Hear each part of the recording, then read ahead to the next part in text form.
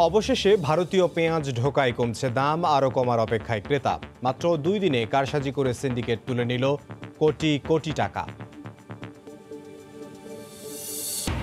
সরকারি ও সেনা কর্মকর্তা পরিচয়ে 9 বছরে 9 বিয়ে, অপেক্ষায় আরও 4 নারী।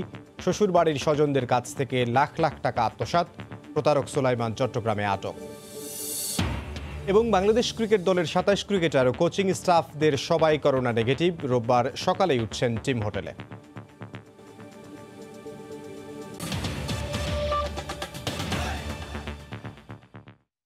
দেখছিলেন শিরোনাম। প্রবাসের সময় সঙ্গে আছে আমি ইমদাদুল হক। পেঁয়াজ বাজারের খবর।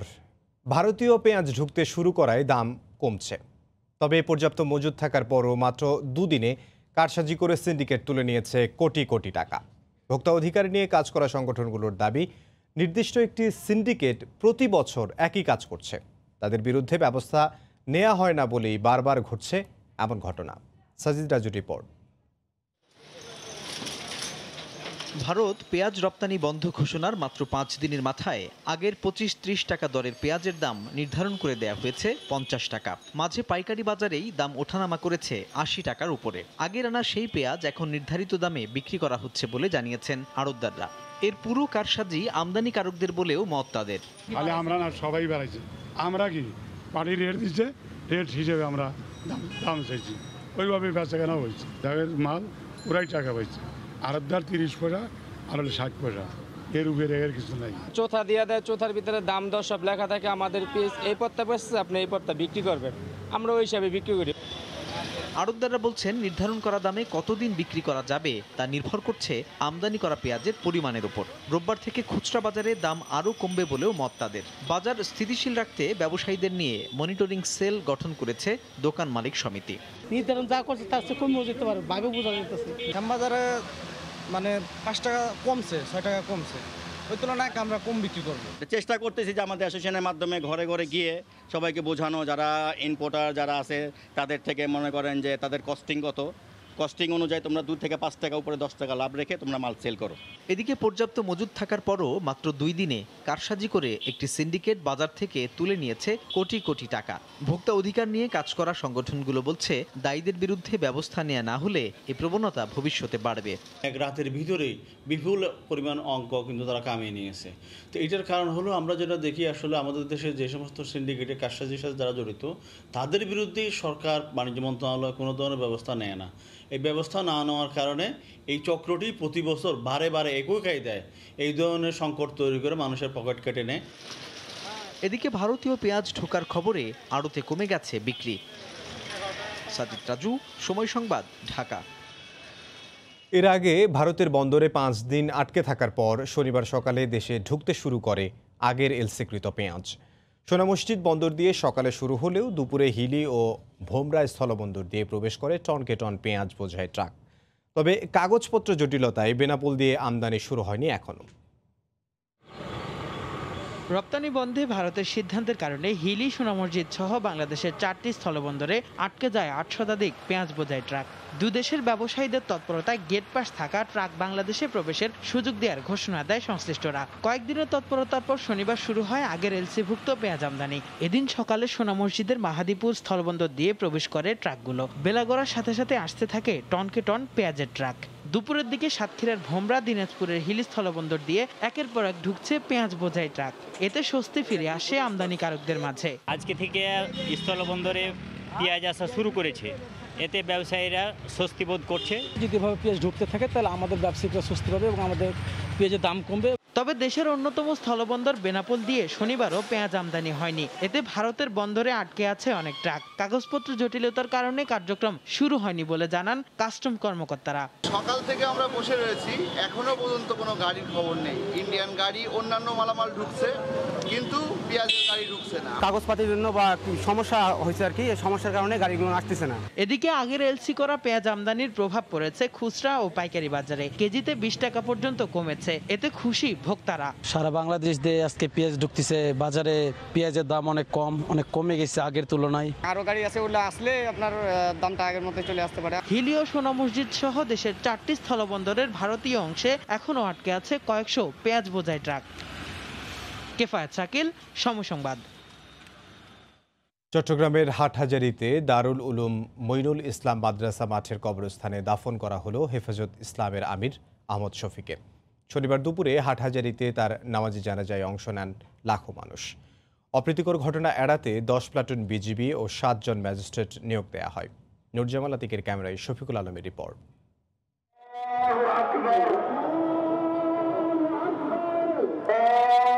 হেফাজত আমির ও বেফাকুল মাদারিসিল আরাবিয়া বাংলাদেশের সাবেক সভাপতি আল্লামা আহমদ শফির জানাজায় অংশ নেন লাখো মুসল্লি।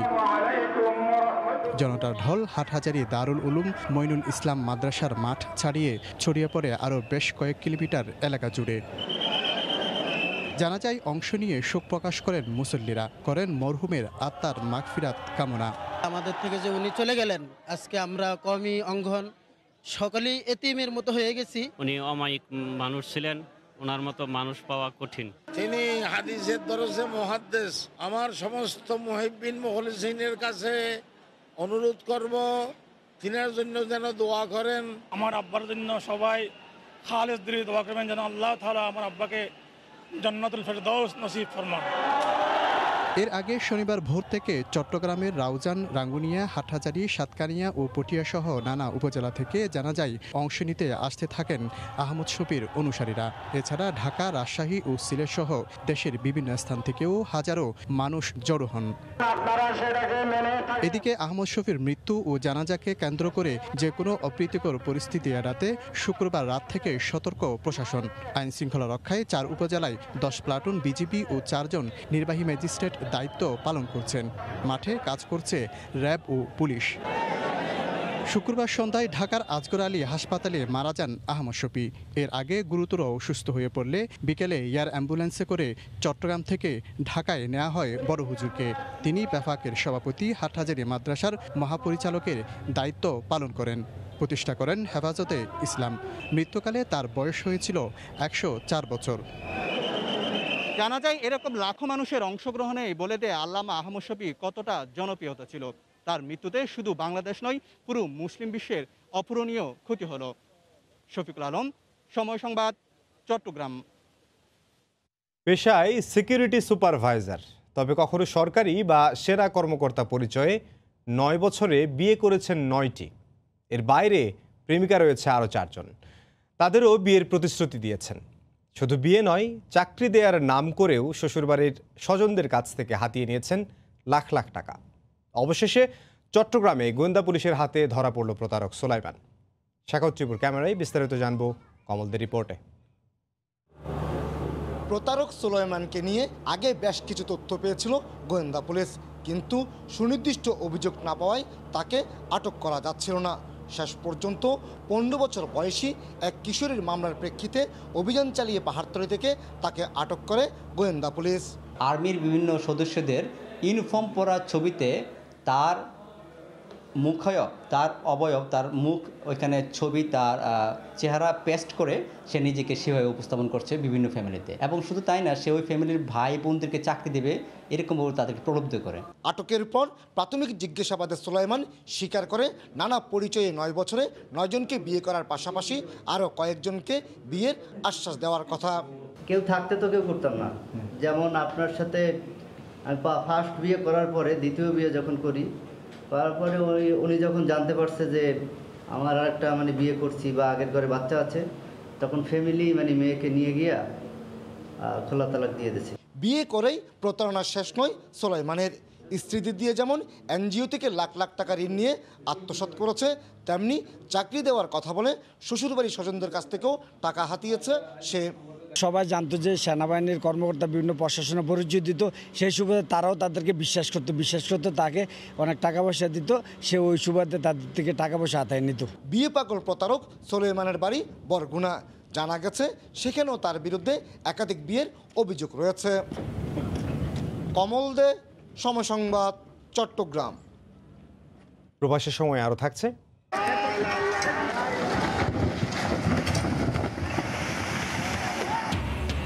সিরাজগঞ্জে যমুনা নদীর করাল গ্রাসে বিলীন হচ্ছে স্থাপনা। কুড়িগ্রাম সহ বিভিন্ন স্থানে নদ নদীর পানি কমলেও বেড়েছে ভাঙনের তীব্রতা।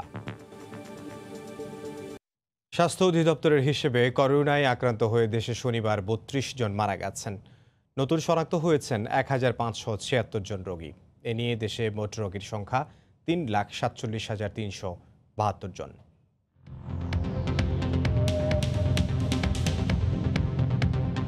দেশে একদিনে নমুনা পরীক্ষা করা হয়েছে ১৩,১৭০ জনের। এ পর্যন্ত মোট নমুনা পরীক্ষা হয়েছে ১৮,৯৬,৬৭৯ জনের। গত ২৪ ঘন্টায় নতুন করে ১,৫৭৬ জনের দেহে করোনা শনাক্ত হয়েছে। এ নিয়ে মোট আক্রান্ত ৩,৪৭,৩৭২ জন। ২৪ ঘন্টায় মারা গেছেন ৩২ জন। এ পর্যন্ত করোনা আক্রান্ত হয়ে মারা গেলেন ৪,৯১৩ জন। করোনা থেকে ২৪ ঘন্টায় সুস্থ হয়েছেন ২,০৫১ জন। মোট সুস্থ হয়েছেন ২,৫৪,৩৮৬ জন।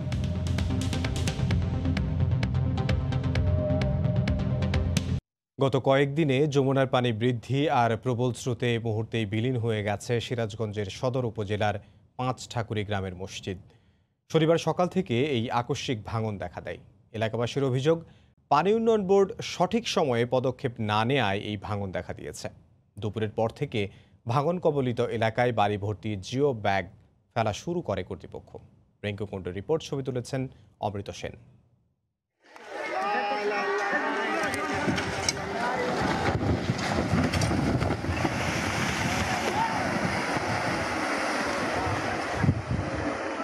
শনিবার দুপুরে মুহূর্তে নদীগর্ভে বিলীন হয়ে যায় সিরাজগঞ্জের সদর উপজেলার পাঁচঠাকুরি পশ্চিমপাড়া গ্রামের একমাত্র মসজিদটি। এলাকাবাসী কিছু বুঝে ওঠার আগেই মসজিদ সহ বেশ কয়েকটি বসত বাড়িও ভাঙনের কবলে পড়ে।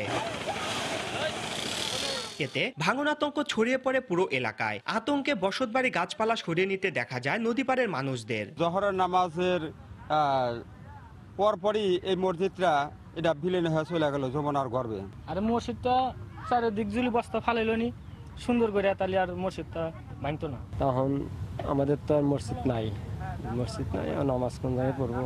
এলাকাবাসীর অভিযোগ, বারবার বলার পরও পানি উন্নয়ন বোর্ড সঠিক সময়ে পদক্ষেপ না নেয় এই ভাঙন দেখা দিয়েছে। এক নৌকা মাটি ফালাই দিয়ে যায়, কত কামলা দিয়ে ফালাই দিয়ে হের মতো দাঁড়া কামলা দিয়ে সব চলে গেছে। এখন তোমরা ভাই থাকো গা, না থাকো গা। আমরা মানে পথের ভোগী, কোথায় দাঁড়াবো? এখন আমরা বর্তমানে আশ্রয় নিচ্ছি বন্যা নিয়ন্ত্রণ বাদে। এখন এই অবস্থায় বাদে কতদিন থাকা যায় মা বোন নিয়ে? আর ভাঙন রোধে দুপুরের পর থেকে এলাকায় বালি ভর্তি জিও ব্যাগ ফেলা শুরু করেছে কর্তৃপক্ষ। ভাঙন অব্যাহত থাকলে নদী তীরবর্তী ৮টি গ্রামের প্রায় ১০,০০০ মানুষ ভিটেহারা হবে বলে জানিয়েছে এলাকাবাসী। রিঙ্কু কুণ্ডু, সময় সংবাদ, সিরাজগঞ্জ। বিভিন্ন স্থানে নদ নদীর পানি কমলেও দেখা দিয়েছে ভাঙন। কুড়িগ্রাম, চাঁদপুর সহ কয়েকটি জেলায় নদী ভাঙনে ভিটে মাটি হারানোর শঙ্কায় হাজার হাজার মানুষ। ভাঙন রক্ষায় দ্রুত কার্যকর পদক্ষেপ নেয়ার দাবি ভুক্তভোগীদের। নদী ভাঙনে গৃহহীনদের সহায়তার আশ্বাস জনপ্রতিনিধিদের। জেলা প্রতিনিধিদের তথ্য ও ছবি নিয়ে রিপোর্ট। নদী ভাঙনের কবলে ক্রমেই ছোট হয়ে আসছে নদ নদীময় জেলা কুড়িগ্রাম। 5 দিনের ধরলা নদীর ভাঙনে প্রায় 80টি পরিবার ভিটে মাটি হারিয়ে নিঃস্ব হয়েছেন। বাড়ি ঘর দুয়ার ভাঙি চুরি সব গেছে, এখন ধার ছুটছে খুব। এখন যে কোন জায়গাতে যাব? বন্যার আগে একবার ভাঙলো, এখন পানি কমার পর আবার আমাদের বাড়িঘর ভাঙলো, পুরো গ্রামটাই ভেঙে গেল। এই অবস্থায় গৃহহীন পরিবারগুলোকে সরকারি সহায়তার আশ্বাস দিয়েছেন জনপ্রতিনিধিরা। অত্যন্ত মানবত জীবনযাপন করতেছে, সেই কারণে সরকার বাহাদুরের নিকট আমরা আর্থিকভাবে তাদের সহায়তার জন্য অনুরোধ জানাচ্ছি। অন্যদিকে চাঁদপুরের ধনাগোদা নদীর ভাঙনে বন্যা নিয়ন্ত্রণ বাঁধের প্রায় 100 মিটার ধসে যায়। তাৎক্ষণিকভাবে বালু ভর্তি বস্তা ফেলে ভাঙন নিয়ন্ত্রণের চেষ্টা করে পানি উন্নয়ন বোর্ড। রাতে 1টা-1:30টার দিকে তো তুমুল আকারে ভাঙতেছিল। এলাকার মানুষের লোকজনের চিৎকার পাক্কার, অনেক কঠিন অবস্থা। কারিগরি দিক দিয়ে যেসব ব্যবস্থা নেওয়ার সেগুলো অলরেডি নির্দেশনা পেয়ে গেছি। শুক্রবার রাত থেকে মেঘনা ধনাগোদা সেচ প্রকল্পের বন্যা নিয়ন্ত্রণ বাঁধের বেশ কিছু অংশ ধসে যায়। এতে হুমকির মুখে পড়ে 17,000 হেক্টর জমি নিয়ে গড়ে ওঠা সেচ প্রকল্প। সাদিয়া আফরিন, সময় সংবাদ। বন্যা বিধ্বস্ত মুন্সিগঞ্জে ঘুরে দাঁড়ানোর চেষ্টা এখন কৃষক। বর্ষার পানি নেমে যাওয়ার আগেই উঁচু জমি বা বাড়ির আঙিনায় তৈরি করছেন বীজতলা। রোদ বৃষ্টি উপেক্ষা করেই শীতের আগাম সবজি ফলানোর চেষ্টা করছেন, যা জেলার চাহিদা মিটিয়ে সরবরাহ হয় অন্য জেলাতেও। নাসিরউদ্দিন উজ্জ্বলের রিপোর্ট। মুন্সিগঞ্জের সদর উপজেলার ভট্টাচার্যের বাগগ্রামের কৃষক আনোয়ার হোসেন জীবনযুদ্ধে লড়ছেন। দ্বিতীয় দফায় বানের পানিতে কদিন আগেই তলিয়ে যায় বীজতলা। ব্যাপক ক্ষতির পরেও ঘরে বসে নেই। এখানে বীজ ফলাইছি শুধু একমাত্র আমাদের নিজের বাঁচার জন্য, যাতে দেশের মধ্যে মানুষের খাদ্য ঘাটতি পূরণ হয়, মানুষ যাতে খাইতে পারে, এই জন্য আমরা এখানে বীজ ফলাইছি। ফুলকপির এই বীজতলার চারা মুন্সিগঞ্জের চাহিদা মিটিয়ে বিভিন্ন এলাকাতেও যায়। নানা প্রতিকূলতার মধ্যেও চলছে উৎপাদনের সংগ্রাম। শাকসবজি অনেক ক্ষয়ক্ষতি হয়েছে, কপি চারা অনেক ক্ষয়ক্ষতি হয়েছে, আমাদের ঘুরে দাঁড়ানোর চেষ্টা। আমার আব্বা করে প্রায় 1 থেকে 40 বছর আগে থেকে, আমি এখন করতেছি, তার সাথে আছি। ভট্টাচার্যের বাগের মতো জেলার কেপিবাগ, বণিক্যপাড়া, বর্জ্যযোগিনী, রামপাল, পানাম, হাতিমারা, পাইকপাড়া সহ গ্রামে গ্রামে চলছে বীজতলা তৈরির কাজ। এখান থেকে সমস্ত চারাটা এখান থেকে সরবরাহ হবে।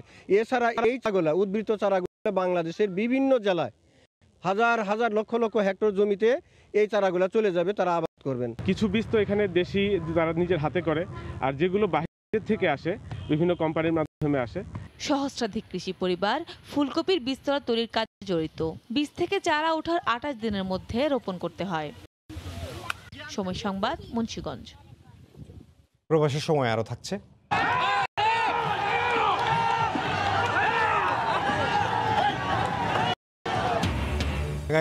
পুংলি নদীতে পাল্লা দিয়ে ছুটল শতাধিক নৌকা। ঐতিহ্যবাহী নৌকা বাঁচ দেখতে হাজারো মানুষের ঢল।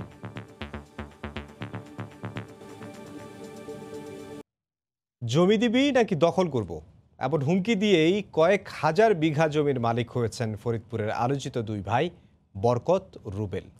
হাতুড়ি ও হেলমেট বাহিনীর প্রভাবে বাগিয়েছেন হাজার হাজার কোটি টাকা মূল্যের টেন্ডার। দুটি ক্ষেত্রেই যোগসাজশ রয়েছে ভূমি অফিস ও এলজিইডির অসাধু কর্মকর্তার। সিআইডি বলছে, আসামিদের জিজ্ঞাসাবাদে আরও 25 জনের নাম এসেছে। কমিশনভোগী গডফাদারদের তথ্যও দিয়েছেন তারা। আফজাল হোসেনের রিপোর্টে বিস্তারিত। ফরিদপুর শহরের ধলার মোড় থেকে ট্রলারে চরে যেতে সময় লাগে 2.5 ঘন্টা। সেখানে শহর আওয়ামী লীগের বহিষ্কৃত সাধারণ সম্পাদক বরকত ও ভাই রুবেল দখল করেছেন 112 একরেরও বেশি জমি। গড়েছেন মাল্টা, নারিকেল আর কলা বাগান। আছে হাঁস, মুরগি ও গরুর খামার। শহরের বাইপাস সড়কের দুই পাশে যেদিকে দুচোখ যায় শত শত একর জমির মালিক বনে গেছেন রুবেল ও বরকত। কোনো জমি কিনেছেন পানির দামে, আবার কোনোটা জোর করে হেবা দলিল করিয়ে। অভিযোগ রয়েছে তাদের সহায়তা করেছেন ভূমি অফিসের কয়েকজন অসাধু কর্মকর্তা। এসবি ট্রেডার্স করছে, তারপর গাড়ি গুড়ি আছে। বরকত মিয়ার নামে তো সব আছে। বরকত মিয়ার হসুরির নামে আছে, হাসুরির নামে আছে, হালার বউগুর নামে আছে, হালাগুর নামে আছে। দেখা যাইতেছে যে সেই সম্পদের পরিমাণ জমি হইল 12,000 বিঘা। শুধু জমি দখলই নয়, কয়েক বছরে বাগিয়েছেন হাজার হাজার কোটি টাকার টেন্ডার। গ্রেফতারের পর বিতর্কের মুখে প্রায় 100 কোটি টাকা মূল্যের 25টি টেন্ডারের কার্যাদেশ বাতিল করেছে এলজিইডি। হাতুড়ি ও হেলমেট বাহিনীর ভয় দেখিয়ে এবং এলজিইডির কর্মকর্তাদের যোগসাজশে এসব করেছেন বরকত ও রুবেল। একটা টেন্ডারে তালমা থেকে নগরকান্দা একটা রাস্তা 120 কোটি টাকা, সেখানে তারা 20 লক্ষ টাকা ব্যয় করে নেই। তারা টেন্ডার বাজিতে সমস্ত টাকা পয়সা লুটপাট করত। সিআইডি বলছে বরকত, রুবেল সহ গ্রেফতার 9 আসামিকে জিজ্ঞাসাবাদে আরও 25 জনের নাম উঠে এসেছে। তাদের সম্পৃক্ততা এখন যাচাই বাছাই করছেন তারা। ক্লোজ কর্নারেই আছে প্রায় 25 থেকে 26 জন লোক যাদের নাম ঘুরে ফিরে আসছে। তারা তাদের বক্তব্যের মধ্যে আমি যেটা বললাম যে বিভিন্ন সময় বিভিন্ন রকমের তথ্য দিচ্ছে, 2%, 5%, 3%। সব ঠিক থাকলে 2 মাসের মধ্যে 2000 কোটি টাকা পাচারের আলোচিত এই মামলায় চার্জশিট আদালতে জমা দেওয়া হবে বলে জানিয়েছে সিআইডি। আফজাল হোসেন, সময় সংবাদ, ঢাকা। এদিকে কক্সবাজারের চকরিয়ায় সরকারি ভবন দখল করে বঙ্গবন্ধু স্মৃতি পাঠাগারের নামে নানা ধরনের ব্যবসা করছে বলে অভিযোগ উঠেছে স্থানীয় আওয়ামী লীগ ও জামায়াতের নেতার বিরুদ্ধে।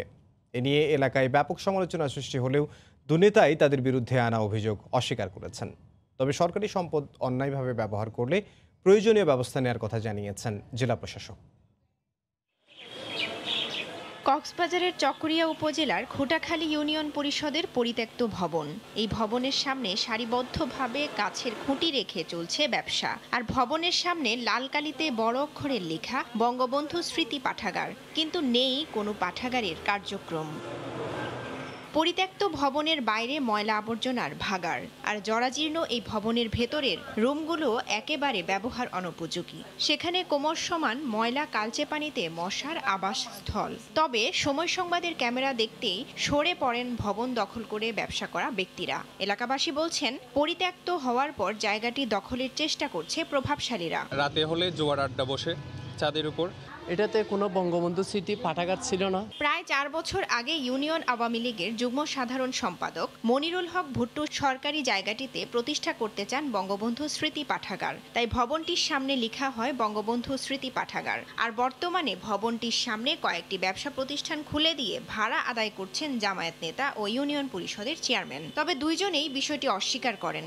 একজন লোক ওইখানে কি করছে, মাটি ভরাট করে কিছু গাছ রাখতে, কিন্তু আমরা বাড়াছাড়া নিই না। জেলা প্রশাসক জানালেন, সরকারি সম্পদ কেউ অন্যায়ভাবে ব্যবহার করলে প্রয়োজনীয় ব্যবস্থা নেওয়া হবে। যথাযথভাবে সেটা অনুমোদিত নয়। আমরা সে ব্যাপারে আমাদের আইনি পদক্ষেপ যেগুলো আছে সেগুলো গ্রহণ করব।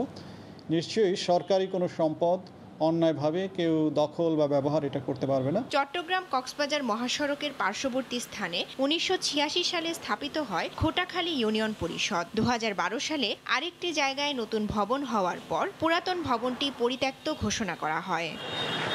সময় সংবাদ, কক্সবাজার। মাদারীপুরে করোনাকালে দেশে ছুটি কাটাতে এসে আটকে পড়া 5,000 প্রবাসীর কর্মস্থলে যাওয়া নিয়ে বাড়ছে শঙ্কা। ইতোমধ্যে কারো ভিসার মেয়াদ শেষ হয়ে গেছে, আবার কেউ কেউ হারিয়েছেন চাকরিও।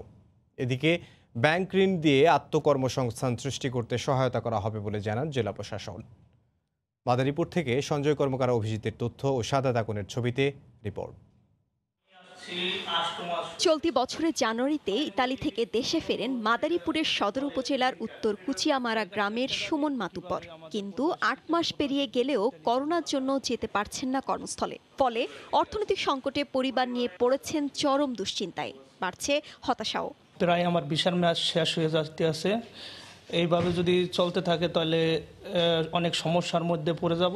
ফেব্রুয়ারি মাসে 2 সপ্তাহের জন্য পুরো পরিবার নিয়ে দেশে এসে আটকা পড়েছেন ইতালির মুদি ব্যবসায়ী বাদল মোল্লা। বিদেশে দোকান বন্ধ, অথচ প্রতি মাসে তাকে দোকান ভাড়া ও বিদ্যুৎ বিল বাবদ গুনতে হচ্ছে 1 লাখ টাকা। আমি এখানে আটকা পড়ে আছি, কিন্তু আমার ওইখানে কিন্তু 1 লক্ষ টাকা আমার খরচ দেওয়াই লাগবে প্রত্যেক মাসে। তারপরে এখানে আটকা থাকার পরে আমার ফ্যামিলি খরচ আছে মাসে 40-50 হাজার টাকা। তার মানে আমি প্রত্যেক মাসে 1.5 লক্ষ টাকা ড্যামেজ হয়।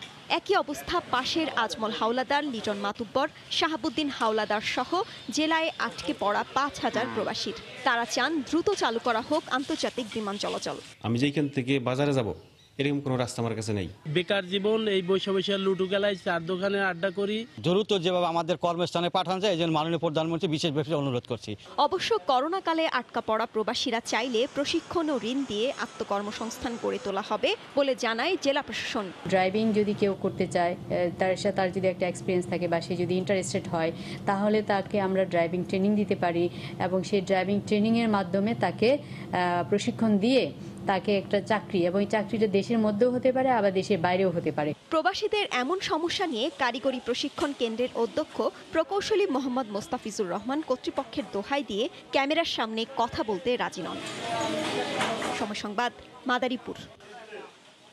করোনার কারণে ভিসা বন্ধ সহ অর্থনৈতিক মন্দায় বিশ্বের বিভিন্ন দেশে কর্মহীন কয়েক লাখ বাংলাদেশি।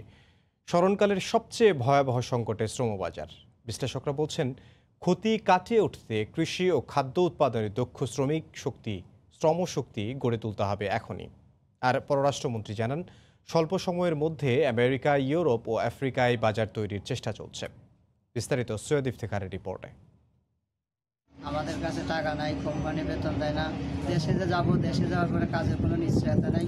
করোনা ওলটপালট করে দিয়েছে মালদ্বীপ প্রবাসী আরিফুল ইসলামের মতো এমন অসংখ্য বাংলাদেশির স্বপ্ন। প্রবাসে কাজ হারিয়ে অনেকেই পাচ্ছেন না আর টিকে থাকার বল। যারাও বা রয়েছেন বেকার হয়ে অর্থাভাবে বিষাদময় এক একটি দিন পার করছেন। অনেকে তো মহামারী শুরুর আগেই দেশে আসেন, এখন ফেরার পথে অকুল পাথার।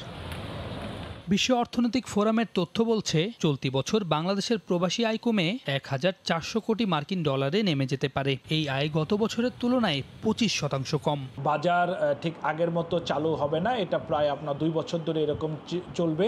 যদিও লোকের দরকার হয় সেই লোকগুলোকে তারা নিতে পারে আপনার নেপাল, শ্রীলঙ্কা এবং ভিয়েতনাম থেকে। তবে এখনই উদ্যোগ নিলে বিশ্ব শ্রম বাজারে আশার আলো দেখছেন এই গবেষক। এখন তো তারা আরও ইনভেস্টমেন্ট করবে আপনার এই এগ্রিকালচার সেক্টরকে নিজেদেরকে সার্ভাইভ করার জন্য। আবার হেলথ সেক্টরে যে পরিমাণ আপনার টেকনিশিয়ান, যে ধরনের স্কিল ওয়ার্কার এখন আমরা দরকার, এইটা মার্কেটটাকে আমরা ধরার জন্য আমরা প্রস্তুত আছি কিনা। পররাষ্ট্রমন্ত্রীও আশাবাদ ব্যক্ত করে বলেন, যেসব প্রবাসী এখন বিদেশে আছেন তাদের থেকে যাওয়া নিশ্চিত করা এবং নতুন করে চাহিদা মাফিক জনশক্তি পাঠানোর সব রকম প্রচেষ্টা চালাচ্ছে সরকার। আমরা নতুন নতুন জায়গা খুঁজতেছি। আফ্রিকাতে অনেকগুলো জায়গা পেয়েছি যেখানে সম্ভাবনা আছে। ইনভেস্ট করবেন, বলবেন হ্যাঁ আমি তোমার এখানে ক্ষেত করব, তাহলে তারা হয়তো ইন্টারেস্টেড হবে। সংকটকে সম্ভাবনায় পরিণত করতে দক্ষ কর্মী পাঠানোর লক্ষ্যে উন্নত দেশগুলোর সঙ্গে চুক্তি করে দেশের টেকনিক্যাল ট্রেনিং সেন্টার স্থাপন, ফেরত আসা প্রবাসীদের দক্ষ হিসেবে ধরে নিয়ে ডাটাবেজ তৈরি এবং অবৈধ লোক পাঠানো রোধ করতে দালালদের প্রতিহত করার চেষ্টা অব্যাহত রাখার ওপর গুরুত্বারোপ করেন বিশেষজ্ঞরা। সৈয়দ ইফতেখার, সময় সংবাদ, ঢাকা। করোনাকে বশ বানাতে বিশ্বের ১৭৬টি চিকিৎসা বিজ্ঞান ও ওষুধ প্রস্তুতকারী প্রতিষ্ঠান টিকা তৈরিতে গবেষণা চালালেও ক্রমেই নির্ভরতার প্রতীক হয়ে উঠছে জার্মানির বায়োনটেক ও কিওরভ্যাক। সবার প্রত্যাশা এই প্রতিষ্ঠান দুটির মাধ্যমেই খুব শিগগিরই বিশ্ব পাবে মরণঘাতী করোনাকে প্রতিহত করার কার্যকরী টিকা। জার্মানির বার্লিন থেকে বিটু বড়ুয়ার রিপোর্ট। চীন, রাশিয়া, যুক্তরাজ্য নাকি জার্মানি, কোন দেশের টিকা হবে সবচেয়ে নিরাপদ ও নির্ভরতার প্রতীক? এমন প্রশ্নের জবাবে জার্মানির চিকিৎসা বিজ্ঞান প্রতিষ্ঠান বায়োনটেকের প্রধান প্রফেসর ডক্টর উগুর শাহিন নিজেদের উদ্ভাবিত ভ্যাকসিন নিয়ে আশা প্রকাশ করেছেন। BNT162 নামের এই টিকা হবে মানব দেহে 70 থেকে 80% কার্যকরী। ইতিমধ্যে ভ্যাকসিনটির তৃতীয় ধাপের পরীক্ষা সফলভাবে সম্পন্ন হওয়ায় অক্টোবরের শেষের দিকে 750 মিলিয়ন ডোজ উৎপাদনের জন্য আবেদন করা হবে। টিকা আবিষ্কার হলে সবার আগে ঝুঁকিতে থাকা প্রবীণ এবং চিকিৎসা সংশ্লিষ্ট সবাইকে টিকা দেওয়ার আহ্বান সাধারণ মানুষের। দেখুন, করোনায় বয়োবৃদ্ধরাই সবচেয়ে অনিরাপদ। তাদেরকে টিকার আওতায় আনতে হবে যত তাড়াতাড়ি সম্ভব। সেই সাথে চিকিৎসক ও স্বাস্থ্যসেবায় নিয়োজিতদের কথাও ভাবতে হবে। এদিকে গবেষণার গতি বাড়াতে বায়োনটেককে 375 ও কিওরভ্যাককে 230 মিলিয়ন ইউরো অর্থ সহায়তার ঘোষণা ম্যার্কেল সরকারের। তবে এতে প্রতিষ্ঠান দুটির বিনিয়োগকারীরা অর্থনৈতিকভাবে লাভবান হবার আশঙ্কা বিশেষজ্ঞদের। সমালোচনার সুরেই বলতে হয়, করোনার টিকা তৈরির নামে অর্থনৈতিকভাবে বিশাল অর্থ হাতিয়ে নিচ্ছে বিনিয়োগকারীরা, অথচ পর্যাপ্ত গবেষণা ছাড়াই টিকা বাজারে আনতে এরা যেন উঠে পড়ে লেগেছে। কিন্তু এর কারণে যদি কোনো পার্শ্ব প্রতিক্রিয়া হয় তার দায় নেবে কে? তবে খুব শীঘ্রই একটি কার্যকরী ভ্যাকসিনের মাধ্যমে বিশ্ব করোনা মুক্ত হবে, এমনটাই আশা সাধারণ জার্মানদের। একটি কার্যকরী এবং নিরাপদ করোনা ভাইরাসের টিকা আবিষ্কারের তৃতীয় ধাপের পরীক্ষা নিরীক্ষায় যত সমস্যা ততই সমাধান এবং ততই চিকিৎসা বিজ্ঞানের জন্য মঙ্গলজনক বলছেন জার্মান চিকিৎসা বিজ্ঞানী সহ বিশেষজ্ঞরা। কারণ সকল সমস্যাকে পেছনে ফেলে একদিন ঠিকই আবিষ্কার করা যাবে সত্যিকারের করোনা ভাইরাসের টিকা। জার্মানির বার্লিন থেকে বিটু বড়ুয়া, সময় সংবাদ।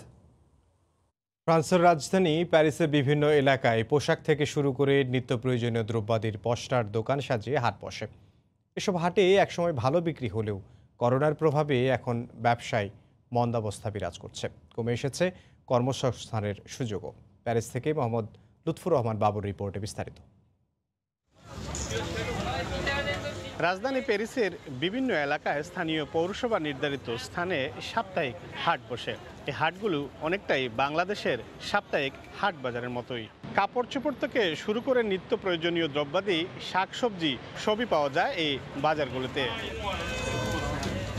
করোনা সংকটের কারণে গেল লকডাউনে বন্ধ ছিল এই বাজারগুলি। তবে লকডাউন তুলে দেওয়ার পর এখন বাজার চালু হলেও আগের মতো ব্যবসা নেই, এমনটাই জানিয়েছেন বাংলাদেশি দোকানদার ব্যবসায়ীরা। আমার এই দোকানে আগে আমরা 5 জন 6 জন কাজ করতাম, এখন আমাদের 2 জনেই মানে হিমশিম খেতে হচ্ছে, বেচাকেনি নেই এবং দিন দিন করোনার প্রভাব পড়াতে, দিন দিন রোগী বাড়াতে এখন আমাদের ব্যবসা একটু খারাপের দিকে। আবার করোনা বাড়তেছে, তাতে করে আমাদের ব্যবসা বাণিজ্যের প্রতি অনেকটা প্রভাব পড়ছে। আগের তুলনায় বেচা কেনা 50% চলে আসছে। ফ্রান্সে বসবাসরত অনেক অনিয়মিত বাংলাদেশিদের জন্য এই হাটগুলি কর্মসংস্থানের একটি সুযোগ করে দিয়েছিল। তবে করোনার প্রভাবের কারণে ব্যবসা বন্ধ হয়ে যাওয়ায় এখানকার দোকানিরা অনেক কর্মীদের ছাঁটাই করেছেন, যার ফলে এখানে কর্মসংস্থানের যে সুযোগ ছিল সেটিও এখন প্রায় নেই বললেই চলে। ফ্রান্সে এখন প্রতিদিনই বাড়ছে আক্রান্তের হার। গেল সপ্তাহে দেশটির 28টি ডিপার্টমেন্টে করোনা ভাইরাস সক্রিয় থাকলেও এই সপ্তাহে 40টি ডিপার্টমেন্টে করোনা ভাইরাস সক্রিয় রয়েছে, যা বাড়ার সম্ভাবনা রয়েছে। দেশটির স্বাস্থ্য বিভাগ সূত্রে এমনটাই জানা গিয়েছে। এদিকে স্বাস্থ্যমন্ত্রী অলিভার বেরন এক সংবাদ সম্মেলনে বলেছেন, ফ্রান্সের নিস, মার্সাই সহ বেশ কয়েকটি শহরে আবারও করোনা আক্রান্তের হার বেড়ে যায়। বার, রেস্টুরেন্ট বন্ধ করা সহ বেশ কড়াকড়ি বিধিনিষেধ সেখানে আরোপ করা হতে পারে। মামুনুল হোসেন বাবু, সময় সংবাদ, প্যারিস। ইতালিতে আবারও বাড়ছে করোনায় আক্রান্ত ও মৃতের সংখ্যা। দেশটিতে 24 ঘন্টায় নতুন করে আক্রান্ত হয়েছেন প্রায় 2000 মানুষ, যা গত 5 মাসের মধ্যে সর্বোচ্চ। এদিন মারা গেছেন 10 জন। এদিকে করোনা মহামারীর মধ্যেই শেষ হয়েছে ভেনিস সিটি কর্পোরেশন নির্বাচনের প্রচারণা। এবারে নির্বাচনে অংশ নিচ্ছেন 3 বাংলাদেশি প্রার্থী। ভেনিস থেকে মাকসুদুর রহমানের রিপোর্ট। ইতালিতে আবারও প্রতিদিন বাড়ছে করোনা সংক্রমণ ও মৃতের সংখ্যা। শুক্রবার দেশটিতে আক্রান্তের সংখ্যা ছিল 5 মাসের মধ্যে সর্বোচ্চ। স্থানীয়দের পাশাপাশি সংক্রমণের এই ঊর্ধ্বগতিতে শঙ্কিত প্রবাসী বাংলাদেশিরা। ইতালিতে আমাদের করোনা ভাইরাস দিন দিন বৃদ্ধি পাচ্ছে, আপনারা সবাই সতর্ক থাকবেন, স্বাস্থ্যবিধি মেনে চলবেন। ইতালিতে করোনা ভাইরাসের সংক্রমণ দিন দিন বৃদ্ধি পাচ্ছে।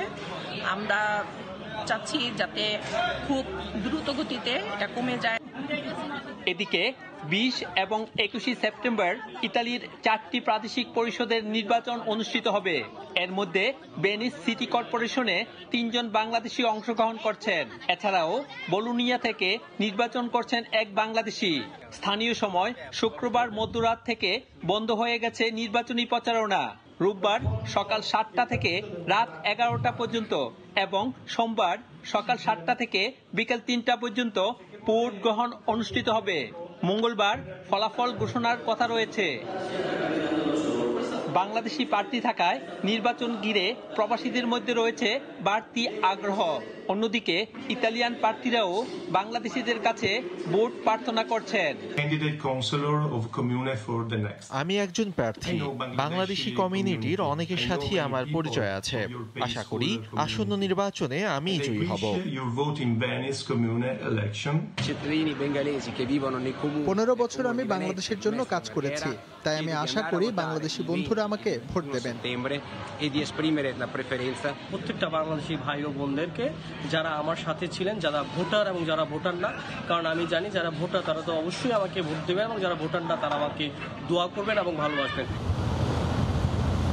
বিশ্লেষকদের ধারণা, আগামী কয়েক বছরের মধ্যে ব্রিটেনের মতো ইতালির রাজনীতিতেও বাংলাদেশিদের অবস্থান শক্তিশালী হবে।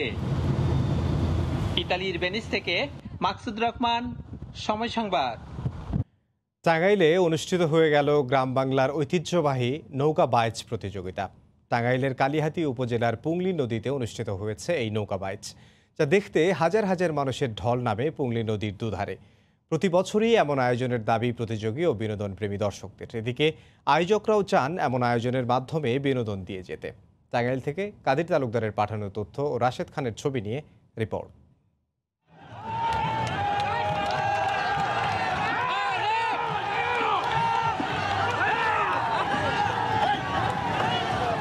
যাবে কার আগে, সাদা, হলুদ নাকি অন্য কোনো দল, তারই হিড়িক পড়েছে টাঙ্গাইলের পুংলি নদীতে।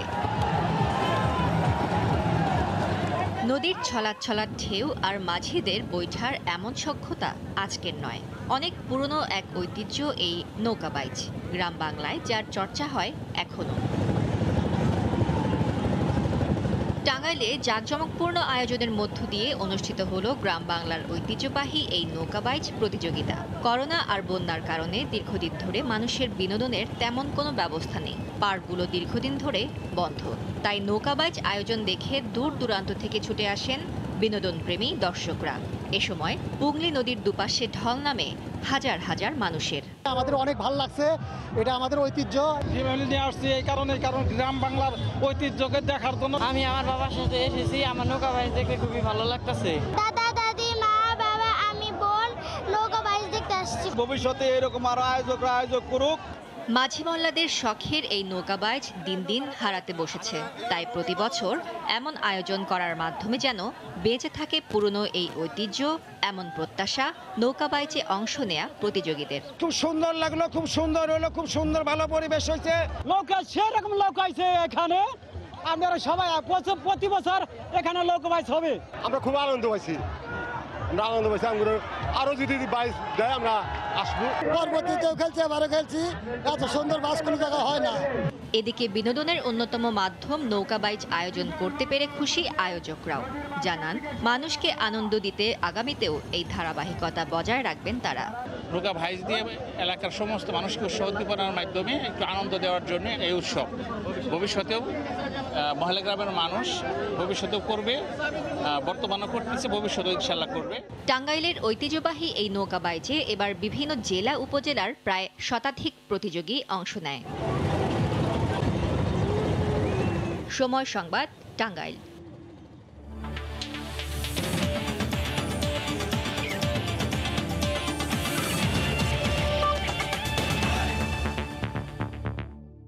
বাংলাদেশ জাতীয় দলের ক্রিকেটারদের দ্বিতীয় দফায় করোনা পরীক্ষার রিপোর্টে ২৭ ক্রিকেটার ও কোচিং স্টাফদের সবাই নেগেটিভ হয়েছেন।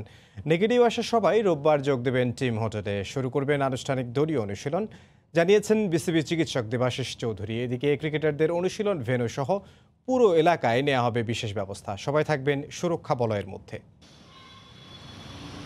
এ যেন অস্বস্তির মধ্যেও এতটুকু স্বস্তি। লঙ্কা সফরকে সামনে রেখে দ্বিতীয় ধাপের করোনা পরীক্ষায় আসেনি কোনো নেতিবাচক ফল। 18 ক্রিকেটারের সবাই হয়েছে নেগেটিভ। আজ হয়েছে আরও 9 ক্রিকেটারের কোভিড টেস্ট, যাদের ফলাফলের জন্য অপেক্ষা রোববার বিকেল পর্যন্ত। এবারে করোনা পরীক্ষায় অংশ নিচ্ছে না কোনো বিদেশি কোচিং স্টাফ। নেগেটিভ হওয়া 18 ক্রিকেটার কাল সকালে উঠবেন টিম হোটেলে, থাকবেন জৈব সুরক্ষা বলয়ের মধ্যে। তাই তো ক্রিকেটারদের আশেপাশে সবাইকেই করানো হয়েছে কোভিড টেস্ট। আমরা বাংলাদেশ স্বাস্থ্য মন্ত্রণালয়ের এবং কোভিড-19 বিশেষজ্ঞদের তত্ত্বাবধানে ইসিবি এবং আইসিসির গাইডলাইনের আলোকে আমরা প্রতিটি খেলোয়াড় এবং সাপোর্ট স্টাফদেরকে দফায় দফায় পরীক্ষা করার মাধ্যমে এবং তাদের শরীরে কোভিড-19 সংক্রমণের অনুপস্থিতি নিশ্চিত হয়ে আমরা তাদেরকে এই বায়োসিকিউর বাবুলের মধ্যে নিয়ে এসেছি। গেল 18 জুলাই থেকে কোভিডকালে একক ঐচ্ছিক অনুশীলন শুরু করেছিলেন টাইগাররা। অবশেষে দীর্ঘ 2 মাস পর ফিরছেন আনুষ্ঠানিক দলীয় অনুশীলনে, যেখানে দলের সঙ্গে যোগ দিবেন বিদেশি কোচিং স্টাফরাও। ক্রিকেটারদের টিম হোটেল থেকে স্টেডিয়াম পর্যন্ত থাকবে নিরাপত্তার কঠোর বলয়। বাইরের কেউ তো দূরের কথা, দেখা করতে পারবেন না পরিবারের সদস্যরাও। সব মিলিয়ে লঙ্কা সফরের আগে মুশফিক তামিমদের সুরক্ষায় কোনো ঝুঁকি নিতে চায় না বোর্ড। এই যে সুরক্ষা বলয় অর্থাৎ বাবল, এর আওতায় খেলোয়াড়দের অবস্থানকালীন যে হোটেল, রেস্টুরেন্ট, যে ভেহিকেল দিয়ে তারা মাঠে যাওয়া আসা করবে, সেটা জিম, সুইমিং পুল অর্থাৎ training facilities, medical treatment room, এই সবই এই বাবলের আওতায় থাকবে। আর সবকিছু ঠিকঠাক থাকলে 23 সেপ্টেম্বর রাতে ঢাকায় পৌঁছাবেন টাইগারদের স্পিনিং বোলিং পরামর্শক ড্যানিয়েল ভিক্টোরি। মাহবুব রিমন, সময় সংবাদ, ঢাকা। এবার দেশের বাইরের ক্রিকেট, আইপিএল এর খবর। আসরে শুভ উদ্বোধন করল ধোনির চেন্নাই সুপার কিংস। বর্তমান চ্যাম্পিয়ন মুম্বাই ইন্ডিয়ান্সকে 5 উইকেটে হারিয়ে আইপিএল এর আরব আমিরাত যাত্রা শুরু করলো টুর্নামেন্টের সবচেয়ে সফল দলটি। প্রথমে ব্যাট করে 162 রান করে মুম্বাই ইন্ডিয়ান্স, জবাবে 5 উইকেট হারিয়ে জয়ের বন্দরে পৌঁছে যায় ধোনির চেন্নাই। এই পর্যায়ে শীর্ষ সংবাদ জানিয়ে দিচ্ছে আরও একবার। অবশেষে ভারতীয় পেঁয়াজ ঢোকায় কমছে দাম, আরও কমার অপেক্ষায় ক্রেতা। মাত্র 2 দিনে কারসাজি করে সিন্ডিকেট তুলে নিল কোটি কোটি টাকা। এবং বাংলাদেশ ক্রিকেট দলের 27 ক্রিকেটার ও কোচিং স্টাফদের সবাই করোনা নেগেটিভ, রোববার সকালেই উঠছেন টিম হোটেলে। এই ছিল প্রবাসী সময়, সঙ্গে থাকুন সময়।